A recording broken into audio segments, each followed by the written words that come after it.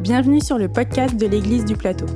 Quel que soit votre parcours de foi jusqu'à aujourd'hui, nous espérons que le message que vous êtes sur le point d'écouter vous aidera à mieux connaître Dieu tel qu'il se révèle dans la Bible et à découvrir la vie qu'il veut vous offrir. Et donc ce matin, je voudrais vous parler de ce qu'on appelle dans le jargon chrétien, ou peut-être en particulier dans le jargon évangélique, du combat spirituel. Alors c'est un thème qui est à la fois classique et étrange. Classique parce que il se retrouve régulièrement dans la Bible, et puis ça peut être même un sujet de concentration, une emphase particulière pour certains chrétiens qui y donnent une importance extrêmement importante. Et en même temps, ça peut être un sujet étrange, parce que c'est l'un des sujets, ou un sujet parmi d'autres, où le décalage avec le reste de la société dans laquelle on est peut être particulièrement important.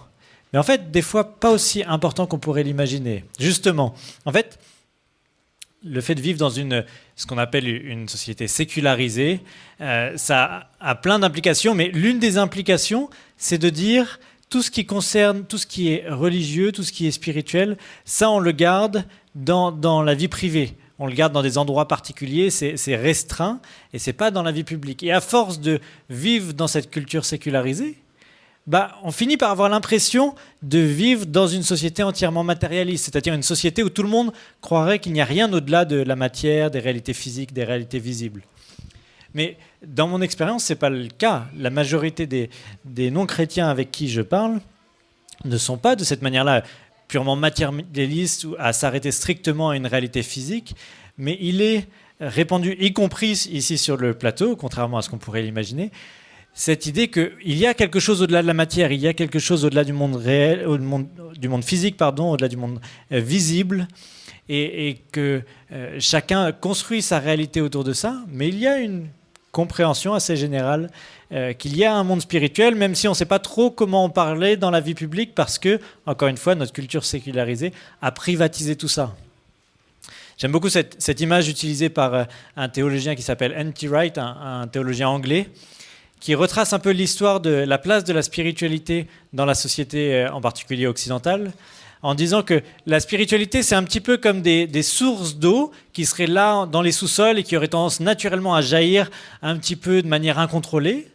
Mais à partir du siècle des Lumières, à partir du début de ce qui donnera lieu plus tard à la sécularisation, on a fait le choix de tout canaliser. C'était un petit peu trop incontrôlable, tous ces jaillissements de spiritualité. Alors, on a mis des canalisations partout, on a bien contrôlé des puits, on a donné des lieux où il pouvait y avoir accès à l'eau, et puis on donnait la responsabilité à des professionnels de gérer cet accès à l'eau.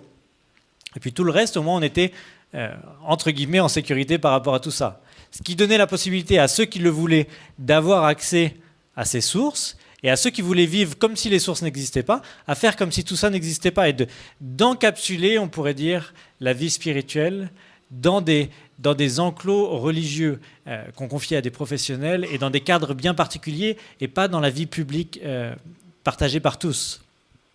Et ce qu'il souligne, et ça me semble absolument pertinent pour nous dans notre contexte, c'est qu'on est en train de dépasser cette étape-là. On est en train d'entrer dans une nouvelle étape où toutes les canalisations commencent à casser, qu'il y a de nouveau des jaillissements de ces sources spirituelles, mais de manière un petit peu erratique ou chaotique, où chacun trouve son chemin vers la spiritualité. Il y a un rejet de ce contrôle et de cette idée que la spiritualité, ce sera que pour les organisations religieuses, que pour certains moments, certains lieux. Chacun a une soif de vie spirituelle, mais sans aucun cadre, avec une sorte de chaos et de pluralité infinie de formes de spiritualité qu'on peut voir tout autour de nous. Et dans cette nouvelle jungle de spiritualité, plus que jamais, nous avons besoin de retourner à ce que dit la Bible à ce sujet et d'essayer de discerner, de voir dans quel cadre, quelles sont les indications que Dieu nous donne pour vivre la vie spirituelle dans laquelle nous sommes de toute façon. Quelle est la bonne manière de vivre cette spiritualité dans le cadre que Dieu veut pour nous. Et en particulier, on va se concentrer ce matin sur un texte assez classique en Éphésiens chapitre 6, où on voit la lutte que ça peut représenter, le combat qu'il y a dans cette vie spirituelle. Éphésiens 6, versets 10 à 20. « Enfin, puisez votre force dans l'union avec le Seigneur, dans sa puissance manifestée avec tant de force. Prenez sur vous toutes les armes que Dieu fournit afin d'être capable de tenir bon face aux ruses du diable. Car nous n'avons pas à lutter contre des êtres humains, mais nous devons lutter contre les pouvoirs, les autorités, les maîtres de ce monde obscur, contre toutes les puissances spirituelles mauvaises qui sont dans les cieux. Saisissez donc maintenant toutes les armes de Dieu. Ainsi, quand viendra le jour mauvais, vous aurez la force de résister. Après avoir combattu jusqu'à la fin, vous tiendrez encore fermement votre position. Tenez-vous donc prêts. Ayez la vérité comme ceinture autour de la taille. Portez la droiture comme cuirasse. Mettez comme chaussure à vos pieds le zèle à annoncer la bonne nouvelle de la paix. Prenez toujours la foi comme bouclier. Il vous permettra d'éteindre toutes les flèches enflammées du mauvais. Et recevez le salut comme casque et la parole de Dieu comme épée donnée par l'Esprit Saint. Par toutes sortes de prières et de demandes, priez en toutes circonstances grâce à l'Esprit. Veillez à cela avec persévérance. Priez pour tous ceux qui appartiennent à Dieu. Priez aussi pour moi, afin que Dieu m'inspire les mots juste quand je m'exprime et que je révèle avec assurance le projet de salut qu'est la bonne nouvelle. Bien que je sois maintenant en prison, je suis l'ambassadeur de cette bonne nouvelle. Priez donc pour que j'en parle avec assurance, comme je le dois. Pour ceux qui ont grandi en Église, peut-être que c'est le genre de texte quand vous avez entendu même simplement la référence Éphésiens 6, de dire « Ah, ça y est, encore une prédication, encore un message sur les armes du chrétien ». Alors peut-être certains, vous étiez contents d'avoir une révision. Peut-être certains, vous avez peur de faire une overdose sur ce texte qui est, c'est vrai, un texte assez classique, notamment quand on grandit dans l'Église, quand on est enfant, c'est un texte qu'on apprend de manière assez classique, et c'est pas pour rien, c'est un texte important. Mais là, je vais peut-être le prendre dans un sens un peu différent, où je vais survoler très rapidement ou passer les versets 14 à 17 qui concernent la liste des armes du chrétien, pour souligner d'abord le contexte, le cadre, les versets 10 à 13 et les versets 18 à 20, justement parce que je pense qu'ils ont une importance extrêmement importante pour notre compréhension de ce qu'est la vie spirituelle dans laquelle nous sommes, la lutte spirituelle dans laquelle nous sommes engagés. Et donc, recommençons par les versets 10 à 13, la première partie. Paul nous rappelle des vérités vraiment essentielles et fondamentales sur ce qu'est la lutte spirituelle dans laquelle nous sommes. Et je vais souligner quatre éléments qui ressortent de ces quelques versets, ces premiers versets, qui nous donnent vraiment ces fondements. Le premier, c'est que nous sommes dans une lutte invisible. Nos opposants sont invisibles. Il est en train de dire qu'on en soit conscient ou non, nos opposants, alors qu'on pourrait avoir l'impression que nos opposants sont d'abord des êtres humains, ce qu'on peut voir, il nous dit qu'il faut voir au-delà de ça et voir que la lutte première dans laquelle nous sommes engagés est avec des opposants qui ne sont pas visibles, qui sont spirituels.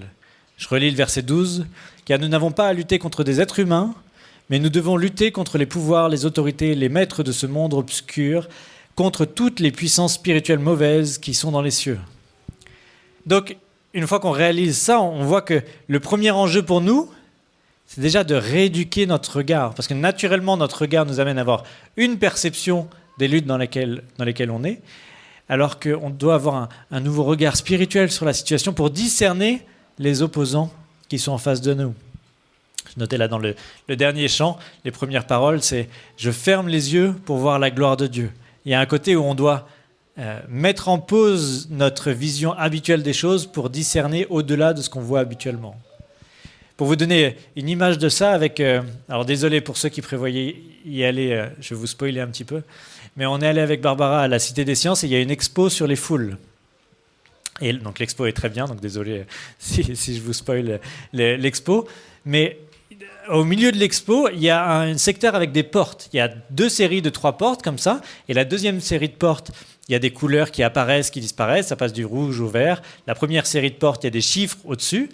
Et tout le monde est là en train d'observer, mais ça fonctionne comment ? Est-ce que je dois passer dans le vert ? Est-ce que je dois passer dans le rouge ? Pourquoi ça passe d'une couleur à l'autre ? Pourquoi le chiffre change ? Et c'était assez marrant avec Barbara, on s'est mis juste après les portes à regarder les gens. Certains tournaient en boucle, certains avaient des débats incroyables pour essayer de discerner quelle était la logique de ces portes. Et ils regardaient tout ce qu'ils pouvaient voir, ils cherchaient des indications de la logique de ce qui se passait. Et en fait, si on continue notre petite visite, on arrive à la dernière salle. Et une fois qu'on est dans la dernière salle, donc la zone rouge, c'est là où il y a les séries de portes, et une fois qu'on est dans la dernière salle, en fait, on est dans une salle sombre avec un miroir sans teint, et on voit les portes. Et c'est nous, depuis la zone invisible, entre guillemets, on peut appuyer sur les boutons pour changer les couleurs. Donc en fait, il n'y a aucune logique. Chacun essayait de regarder et trouver des indications pour trouver la logique de ces portes-là, mais il n'y avait aucune logique tant qu'on ne voit pas ce qui se passe, entre guillemets, dans l'invisible, qu'il y a quelqu'un qui est en train de vous regarder et qui est en train de jouer avec vous, en train d'appuyer pour que les portes passent du vert au rouge, du rouge au vert, ou simplement s'éteindre. Et ça m'a interpellé dans ce sens-là où on peut se retrouver un peu comme ça dans nos situations, à essayer de comprendre qu'est-ce qui se passe, observer les comportements des gens, se faire tout un tas de scénarios, sans discerner que derrière la vitre sans teint, il y a des réalités spirituelles qui se jouent et qui ont une influence bien plus grande que ce que nous, on peut observer. Et on passe à côté de la vraie réalité lorsqu'on n'intègre pas ce qui se joue derrière le miroir sans teint. Et le deuxième point que l'apôtre Paul souligne à ce sujet, c'est que dans cette lutte spirituelle, nous ne sommes pas, par nos propres forces, nous ne sommes pas à la hauteur de la lutte qui est devant nous. Il souligne très fortement que c'est la force de Dieu dont nous avons besoin et pas simplement d'augmenter notre propre force. Verset 10, « Enfin, puisez votre force dans l'union avec le Seigneur, dans sa puissance manifestée avec tant de force. » Ce n'est pas une lutte dans laquelle nous devenons des soldats d'élite qui développent une force incroyable, mais nous devons apprendre à puiser notre force dans la force de Dieu, dans notre union avec Dieu qui est seul capable de nous apporter les armes dont nous pourrions avoir besoin. Le point de départ dans cette lutte, c'est de réaliser notre faiblesse et non pas notre force, de réaliser que cette lutte nous dépasse, mais que nous avons besoin de pouvoir revêtir les armes que Dieu nous donne pour lutter. Et la troisième chose qui ressort de ces premiers versets, c'est que nous devons être attentifs aux ruses du diable. L'image, 3 fois d'affilée, alors c'est traduit différemment, mais dans le grec c'est la même expression, il s'agit de tenir bon, de tenir ferme. L'image n'est pas à nous d'être à l'offensive, on pourrait dire, mais de tenir ferme vis-à-vis des attaques de l'ennemi. Un commentateur le dit de la manière suivante, « L'image n'est pas un assaut militaire, mais la défense de la forteresse de nos âmes et de l'Église pour le roi céleste. » Et ce qui est sous-entendu par l'expression des ruses du diable, c'est que ce n'est pas non plus une attaque frontale évidente, mais ce sont des ruses, ce sont des stratagèmes dont on ne sait pas facilement discerner comment ça fonctionne. Et donc il y a un besoin d'être attentif à ce qui peut être des ruses que nous ne pourrions ne pas discerner, justement. Alors je ne sais pas quelle est la fiabilité historique de cette anecdote, mais j'avais entendu il y a quelques années que pendant la guerre froide à Cuba, avec cette intention, comme beaucoup d'États communistes, de s'attaquer aux chrétiens, de s'attaquer à l'Église, ils avaient eu la stratégie, non pas d'avoir une attaque frontale, comme c'était le cas dans d'autres pays, une attaque violente, une persécution évidente, une mise en prison, etc. Mais ils avaient préféré la stratégie de proposer plein d'activités gratuites et festives, en particulier pour les enfants, le dimanche matin. Et que cette concurrence venait saper la dynamique de la foi des familles en venant détourner toute une génération de l'envie d'aller à l'église le dimanche. Alors, comme je dis, je n'ai pas vérifié la fiabilité historique de cet élément-là, mais je sais par expérience que dans notre contexte, on a des versions encore beaucoup plus efficaces que des jeux, des parcs d'attractions pour enfants le dimanche matin. On a une source de divertissement absolument infinie dans nos poches et une bonne partie de la journée dans nos mains qui sont faits pour capter notre attention, pour nous amener loin de l'attention que nous pourrions porter sur Dieu. Et ça, c'est juste un exemple. On pourrait étendre à l'infini le nombre de stratégies auxquelles on peut faire face, le nombre de ruses, mais il y a une importance pour nous de chercher à être attentifs. Qu'est-ce qui nous éloigne de Dieu? Quelles sont les ruses du diable qui peuvent nous amener à capter notre attention, à capter nos rêves, nos envies, notre emploi du temps et à nous éloigner de cette relation avec Dieu dans laquelle nous pouvons trouver la force dont nous avons besoin pour pouvoir lutter. Et quatrième et dernier point que je vois dans ces premiers versets, c'est qu'il y a une importance à se préparer pour une lutte future. Verset 13. « Saisissez donc maintenant toutes les armes de Dieu, ainsi quand viendra le jour mauvais, vous aurez la force de résister. Après avoir combattu jusqu'à la fin, vous tiendrez encore fermement votre position. » Donc il y a cette idée que le combat n'est pas forcément un combat continu, quotidien, toujours de la même manière, mais qu'il y a des jours mauvais, qu'il y a une attaque particulière, il y a des périodes particulières où on peut être attaqué, mais ce qui est souligné, c'est qu'on doit revêtir les armes en amont. Ce n'est pas le jour de la bataille qu'on doit commencer à se dire « Oh mince, il se passe quelque chose, il faudrait quand même que je revête de ces armes spirituelles ». Il y a un entraînement quotidien qui est nécessaire en amont. Par définition, et c'est vrai dans tous les domaines de nos vies, l'entraînement et le combat ne devraient jamais se passer le même jour. Il y a toujours normalement un décalage. Et c'est vrai pour le sport, c'est vrai pour la musique, c'est vrai pour tout un tas d'activités pour lesquelles on peut se préparer. L'entraînement, la préparation quotidienne peut sembler être un non-événement à chaque fois. Pour les musiciens, de faire ses gammes, pour les sportifs, de faire le renforcement musculaire, de faire l'apprentissage des techniques et tout ça. Ça peut sembler un non-événement un peu ennuyeux qu'on aimerait éviter ou passer directement aux choses sérieuses, entre guillemets. Mais personne n'a jamais remporté de compétition, personne n'a jamais réussi un examen, personne n'a jamais réussi à bien réussir un concert ou autre sans se préparer en avance. Il y a un décalage temporel entre la préparation et l'événement. Et ce que Paul est en train de nous dire, c'est que c'est la même chose pour nos luttes spirituelles. Il ne s'agit pas de réagir sur le jour J, mais il s'agit de construire sur le long terme notre préparation pour la suite. Ça revient à la même image qu'on avait vue la semaine dernière, ou il y a 2 semaines, sur la construction des maisons. Il ne s'agit pas d'attendre que la tempête vienne pour construire les fondations de la maison. L'enjeu, c'est de construire les bonnes fondations tout au long de sa vie pour faire face à la tempête lorsqu'elle viendra. Donc, c'est en apprenant à revêtir au quotidien les armes de Dieu qu'on peut avoir une chance de tenir bon quand viennent les attaques du diable. Mais justement, alors, il faut s'entraîner au quotidien, il faut les revêtir, mais ça ressemble à quoi? C'est quoi cet entraînement dont Paul parle? C'est comment on revêt les armes spirituelles? Et c'est là où je peux entendre des messages où il y a toujours la liste de ces armes, mais il y a un moment où on dit oui, mais comment on s'en saisit? Qu'est-ce qui fait qu'on est réellement préparé pour cette bataille? Et c'est là où les 3 versets qui suivent, juste après ceux de la liste des armes, donc les versets 18 à 20, donnent des indications qui sont essentielles pour saisir ce que Paul est en train de dire. Je vous relis la première partie du verset 18. Par toutes sortes de prières et de demandes, priez en toutes circonstances grâce à l'Esprit, veillez à cela avec persévérance. Paul est en train de nous dire, la manière de vous entraîner au quotidien, c'est la prière. Et ces 3 versets sont consacrés à la prière, il le répète encore et encore. Alors, ça peut être le lien peut être moins évident en français, parce qu'en français, on est obligé de recommencer une phrase. Il y a revêter la ceinture, revêter l'épée, revêter la cuirasse, etc., etc. Et puis, on passe au verset 18, par toutes sortes de prières et de demandes, etc. Mais en fait, plus littéralement, on pourrait traduire revêter les armes, avec tous les versets 14 à 17, revêter les armes en priant en toutes circonstances et par des prières et des demandes. La prière est présentée comme le moyen par lequel on revêt les armes qui ont été citées dans les versets précédents. Et Paul le répète plusieurs fois dans ces versets-là. Il ne s'agit pas d'une démarche ponctuelle. On ne va pas au magasin d'armes spirituelles et hop, on finit entièrement équipé. C'est en priant en toutes circonstances, par des prières et des demandes. C'est toutes sortes de prières et avec persévérance. Voilà. Paul insiste encore et encore. Il s'agit de le faire de manière régulière, quotidienne, sur le long terme, pour progressivement revêtir ses armes. Et donc il y a peut-être rien de révolutionnaire. Je me suis levé un dimanche matin et le pasteur me dit que c'est important de prier. Oui, alors en soi, c'est pas une révolution, mais cela dit, il n'y a pas une vertu à révolutionner les choses. Les choses fondamentales sont fondamentales pour une raison. Mais c'est important de réaliser la démarche de Paul lorsqu'il souligne l'importance de la prière. Il est en train de nous amener à discerner la prière comme autre chose que ce que j'appelle des fois notre liste de courses.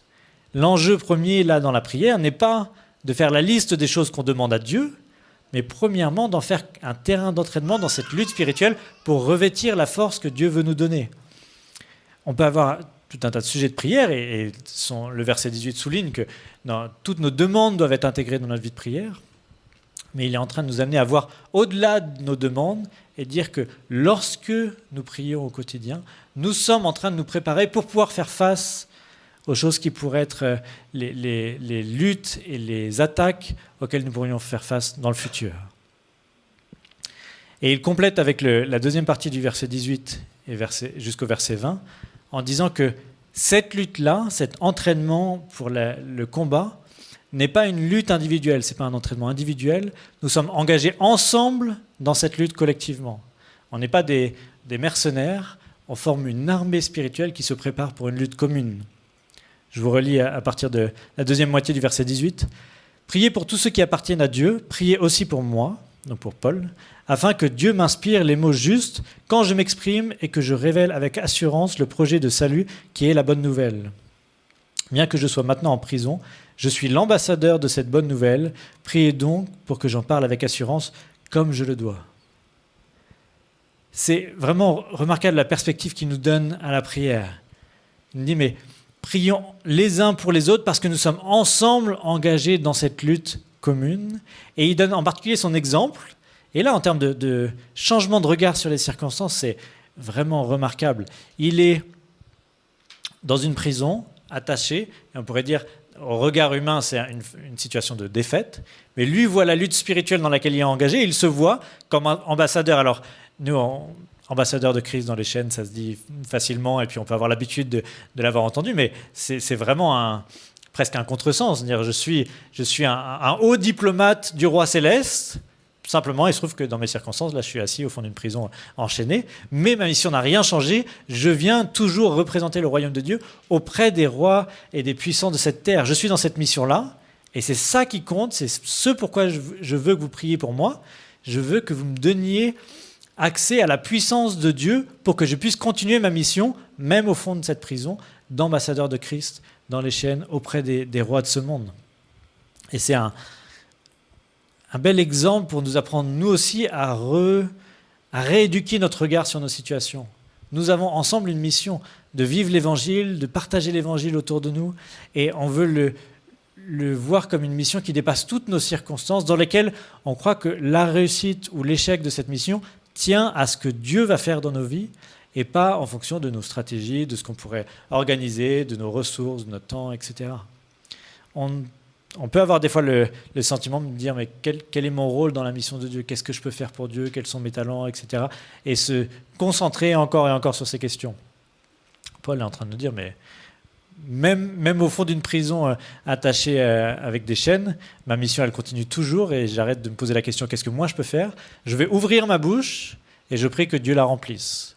Et c'est aussi notre réalité de dire ensemble, déjà la première étape c'est de prier pour que Dieu agisse au travers de nous, qu'il fasse cette œuvre, que lorsque nous agissons, il agisse au travers de nous pour remporter des victoires au-delà de ce que nous pourrions espérer remporter. Ça m'a rappelé un épisode alors qui commence à dater maintenant dans mon parcours. Mais donc, dans le groupe de jeunes, on est plusieurs à avoir été dans l'église de Voisins-le-Bretonneux, pas très loin. Et chaque année, on allait à un rassemblement de jeunes qui s'appelle PAGE, Paris Jeunesse.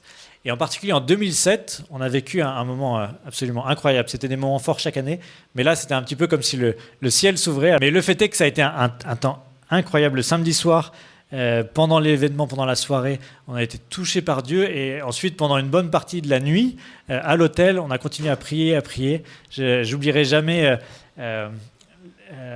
ce jeune en bas au premier rang qui était assez affirmatif le samedi, dire que lui, il ne croyait pas au parler en langue, et ça, c'est des trucs inventés par les hommes et tout ça. Et puis, alors ça, on se voit moins sur la photo, mais il était très impressionnant. Il est très grand et a un regard assez sombre, et donc il était assez fermé le jour précédent. Et le lendemain matin, alors qu'on avait pris une bonne partie de la nuit dans les différentes chambres, il était reclus comme ça au sol, en train de prier en langue. Il avait prié en langue toute la nuit, simplement à essayer de demander à Dieu de lui donner un peu de repos parce qu'il avait été submergé par ce qu'il était en train de vivre. Et c'est quelque chose qui n'a pas été juste un événement, mais c'est quelque chose qui a béni ce groupe de jeunes pendant vraiment les années qui ont suivi. Et si je vous cite cette expérience-là, c'est qu'on a su après qu'une des jeunes, pendant toute l'année qui avait précédé, avait jeûné et prié une fois par semaine pour le groupe de jeunes, en particulier pour cet événement. Et je crois vraiment qu'il y a quelque chose qui s'est préparé dans cette lutte spirituelle tout au long de l'année auparavant, pour que nous puissions être au bénéfice de cette lutte qu'elle avait menée pour le groupe. Et c'est un encouragement très fort pour nous de dire, mais nous pouvons tous nous engager dans cette lutte en préparant, et notamment en ce moment, on a la semaine de prépa qui va démarrer dans quelques jours, et puis on va avoir la rentrée en septembre, que nous puissions prendre notre part dans cette mission que Dieu nous donne, en préparant les choses dans le jeûne, dans la prière, en luttant pour que Dieu puisse nous équiper et qu'il puisse agir, qu'il puisse faire tomber toute opposition pour qu'il puisse agir librement au travers de nous. Alors, comme beaucoup de déclarations de Paul, on va dire, ok, c'est bien, ça semble facile, allez, on y va, on prie et puis on va remporter des victoires. Mais dans les faits, je pense qu'on serait tous d'accord que notre vie de prière est un défi dans notre vie chrétienne. Je pense qu'assez peu d'entre nous diraient, oh, c'est bon, ça je gère, ça je maîtrise, il ne me reste plus qu'à gérer les autres aspects de ma vie chrétienne. On peut se demander, mais pourquoi c'est si difficile ? Il n'y a rien de... Je veux dire, c'est pas le truc le plus complexe du monde de prier, c'est pas le truc le plus physique, c'est pas le truc le plus intellectuel, il n'y a pas une technique particulière, ça nous est entièrement accessible, et pourtant, on a tellement de difficultés à prier. Je voudrais souligner 2 raisons pour lesquelles je crois que c'est une difficulté pour nous d'avoir une vraie vie de prière développée. La première, elle est évidente, elle découle directement de ce texte, c'est que c'est une lutte aussi spirituelle, et qu'il y a une réelle opposition invisible à ce que nous puissions avoir une vie spirituelle réellement florissante et une lutte dans notre vie spirituelle, dans notre vie de prière. En partie, si j'ai choisi d'aborder ce thème aujourd'hui, c'est que j'ai eu plusieurs échos dans les semaines précédentes de personnes qui, alors qu'elles ont décidé soit de se mettre à prier, soit de se mettre à lire la Bible, ont eu dans les nuits qui ont suivi des nuits terribles avec des rêves où ces personnes voyaient l'opposition spirituelle à laquelle elles faisaient face dans cette décision de choisir de prier ou de lire leur Bible. C'est une réalité et que ça ne prend pas toujours des formes aussi évidentes. On n'a pas tous des rêves assez cauchemardesques révélant la lutte spirituelle qu'il y a dans notre vie de prière, mais même peut-être dans des circonstances, dans les choses qui nous empêchent d'avoir cette vie de prière, de discerner qu'il n'y a peut-être pas juste des questions de circonstances justement, mais qu'il y a une vraie lutte pour que nous puissions, pour nous empêcher d'avoir cette vie de prière. Et le deuxième point qui est peut-être plus prosaïque, c'est que c'est difficile pour nous de voir la prière comme réellement une lutte. Pour ce qui est de lutter physiquement, des fois ça peut être beaucoup plus difficile, mais au moins on voit ce qu'on fait. On voit le lien entre nos efforts et les résultats. Et suivant nos caractères, nos tempéraments, il y a quelque chose de plus facile de s'engager dans une lutte physique, active, concrète, matérielle, que de discerner « mais qu'est-ce que ça fait vraiment ma prière dans cette lutte spirituelle que je ne vois pas ?» Ça me faisait penser à la situation des disciples lorsque Jésus a été arrêté. Il y a cette scène dans le jardin de Gethsémanée où Jésus, par 3 fois, prend des disciples à part et leur dit « mais il faut prier maintenant, c'est maintenant le moment, c'est maintenant que ça va être compliqué. » Lutter et prier parce que ça fait partie de ce qui va vous permettre de faire face à ce qui est en train d'arriver. Matthieu 27, verset 41. « Veillez et priez pour ne pas entrer dans l'épreuve. L'être humain est plein d'ardeur, mais il est faible aussi. » Jésus est en train de leur dire, vous pouvez avoir toutes les bonnes volontés du monde, vous allez faire face à quelque chose de terrible, préparez-vous. Et ils ont Jésus lui-même qui les a accompagnés, qui leur dit, encore et encore, priez, résistez, priez. Et encore, Jésus les retrouve en train de dormir. Alors on peut, d'une part, s'identifier au risque qu'il y a de s'endormir quand on prie, mais on peut se dire, mais ils sont quand même... Qu'est-ce qui fait qu'ils soient si faibles, incapables de tenir, alors qu'ils savent que le moment est si crucial? Est-ce qu'ils s'en fichent de ce qui va arriver à Jésus? Est-ce qu'ils sont juste feignants? Dans le contexte, c'est évident que ce n'est pas le cas. Quelques instants après, des soldats arrivent pour arrêter Jésus, et un des disciples a une réaction un peu stupide, mais très courageuse. Et des fois, la frontière entre la stupidité et le courage n'est pas toujours évidente, mais il sort son épée et il est prêt à combattre. Dans le contexte, ils ont 2 épées, il y a un groupe de soldats qui débarque. Il est clair que si ça se transforme en combat à l'épée, ils vont tous mourir. Donc au moins ce disciple-là, il n'est pas là pour son confort. Il est prêt à donner sa vie littéralement à ce moment-là. Par contre, il n'est pas prêt à prier 3 heures ou prier quelques heures à ce moment-là. Qu'est-ce qui fait que... Et je pense qu'on peut s'identifier dans ce décalage-là, où on pourrait être prêt des fois à vouloir sacrifier des grandes choses pour Dieu, mais quand il nous demande simplement de prier, on a du mal à nous engager. Et je crois qu'une des choses qui se joue, c'est qu'on a du mal à voir que c'est une réelle lutte, qu'on a du mal à voir que c'est une lutte encore bien plus réelle que celle de sortir l'épée pour essayer de se battre. Et les événements qui suivent sont une preuve de ça. Alors que ces disciples-là n'ont pas prié, ils se retrouvent à tous chuter, à tous abandonner Jésus au moment crucial. Et le seul qui lutte dans la prière, c'est Jésus. Et le seul qui tient bon dans ces circonstances, c'est Jésus. Le vrai combat qui s'est joué là, la vraie victoire qui a été remportée. Et merci Seigneur d'avoir remporté cette victoire-là. Elle s'est jouée d'abord dans la prière et pas à l'épée à la main. Il ne s'agit pas de savoir qui va faire le plus de sacrifices ou autre, mais de discerner que lorsque nous prions, nous sommes réellement dans une lutte, bien plus réelle que des luttes physiques dans lesquelles on pourrait s'engager. Et donc, au-delà de discerner cet enjeu et de nourrir notre vie de prière avec cette réalisation-là, moi, il y a un élément, peut-être un conseil pratique qui m'aide à discerner ça dans ma vie de prière, et on en a déjà un petit peu parlé il y a quelques semaines, c'est le rôle du jeûne dans la prière. On pourrait avoir l'impression que jeûner, c'est peut-être le niveau au-dessus, là on se sacrifie, là on fait quelque chose de difficile. Je crois au contraire que le jeûne vient nous aider et vient simplifier notre vie de prière parce qu'il nous permet de vivre dans notre corps la réalité spirituelle dans laquelle on est engagé par notre prière. C'est que lorsqu'on prie simplement, on a du mal, notre corps, nos éléments physiques, ce qu'on voit, on a du mal à voir le combat dans lequel on est engagé. Mais lorsqu'on lutte physiquement parce qu'on a faim, parce que c'est inconfortable, c'est un rappel pour notre corps de la réalité de la lutte dans laquelle nous sommes engagés.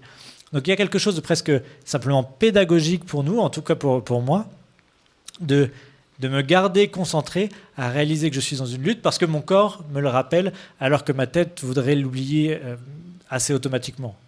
Donc si c'est le cas aussi pour vous d'avoir cette difficulté de discerner à quel point il y a une lutte réelle et un enjeu réel dans la prière, peut-être que le jeûne peut être une des manières qui peut vous aider à vivre cette lutte, à dire à votre corps dans quelle lutte spirituelle vous êtes. Et il pourrait y avoir plein d'autres manières, on peut échanger si vous voulez là-dessus, mais c'est juste un conseil pratique par rapport à ça.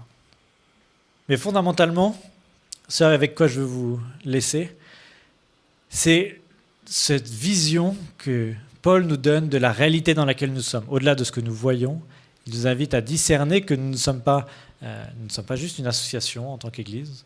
Nous formons une armée spirituelle, pas une armée violente dans ce sens-là, mais une armée spirituelle qui lutte dans un combat que nous ne voyons pas, qui nous est invisible. Et c'est vraiment important de voir qu'on s'engage dans cette lutte, pas comme des soldats d'élite, pas parce que nous serions la crème de la crème, mais parce que Jésus, lui, a remporté cette victoire à la croix, parce qu'il a vaincu les ténèbres, parce que lui a les ressources nécessaires pour combattre. Notre lutte n'est pas d'être à la hauteur, notre lutte, c'est simplement d'être au bénéfice de ce que Christ a accompli à la croix. Nous sommes dans cette lutte, qu'on le veuille ou non. C'est pas une option. Personne n'a le droit de cocher la case « oui, je vis dans un monde avec des réalités spirituelles » ou « non, je préférerais vivre juste dans un monde avec des réalités matérielles ».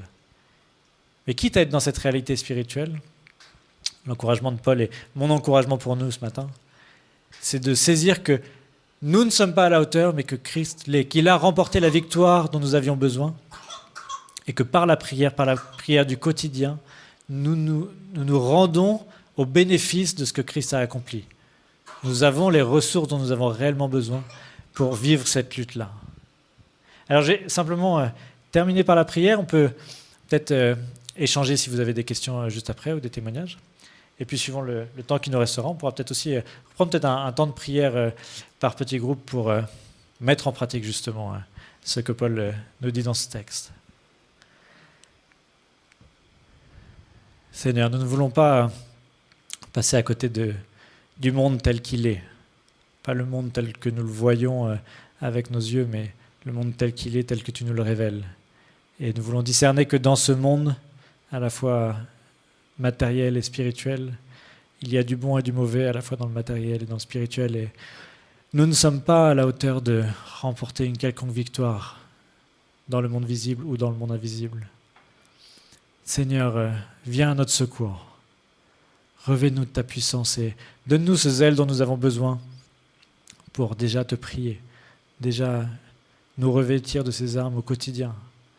Et Seigneur, je te prie de lutter pour nous, de détruire ce qui pourrait agir contre nous. Et Seigneur, je te prie aussi de remporter des victoires en ton nom pour toute la mission que tu mets devant nous, que nous puissions être au bénéfice de ton action et témoins de ta toute-puissance au-delà de nos faiblesses. Seigneur, révèle ta gloire et que notre prière soit simplement notre manière d'être au bénéfice de ce que toi tu veux faire dans nos vies et sur le plateau. Amen. Si vous voulez en savoir plus sur le message que vous venez d'entendre ou sur l'Église du Plateau, contactez-nous sur notre site égliseduplateau.fr ou sur nos pages Facebook et Instagram.